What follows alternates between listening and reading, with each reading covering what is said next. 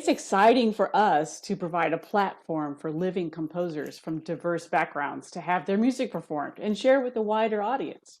These unique voices have historically been marginalized by the classical music community in favor of quote unquote standard repertoire, but we believe they deserve to be heard. Diverse composers bring a newness, a freshness to the concert stage, expressing powerful stories that also attract a more diverse audience because they can relate to these stories.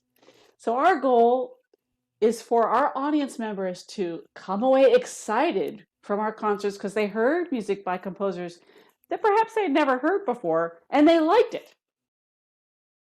Ernst Toch, he was a Viennese composer, born just before the turn of the 19th to the 20th century. And like so many of his fellow composers who happen to have had a Jewish ancestry, he had to flee Europe when the Nazis took over. And he ended up in Hollywood, like so many composers from that time and place.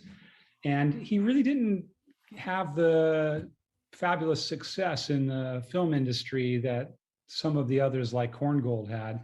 But he was a very sought after teacher. And he ended up teaching at the University of Southern California for a time. And he was always interested in trying to find new directions in his own music, while also supporting all of the composers around him. And one of the things that he's noted for is spoken music. His most famous piece is called the Geographical Fugue, and it's simply an a cappella chorus piece where the text is entirely made up of geographical names, the names of places around the world. It's a hilarious piece to listen to, but it's also a seriously composed piece, fits together beautifully. But while he was in the United States, like a lot of composers in the mid-20th century, he found that he could get a lot of work writing for publishers. And the piece we played, the Sonatinetta, is a trio that he wrote at the request of a publisher.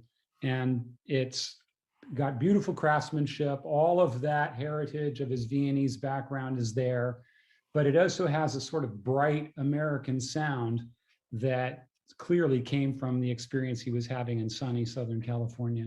It's a fabulous piece.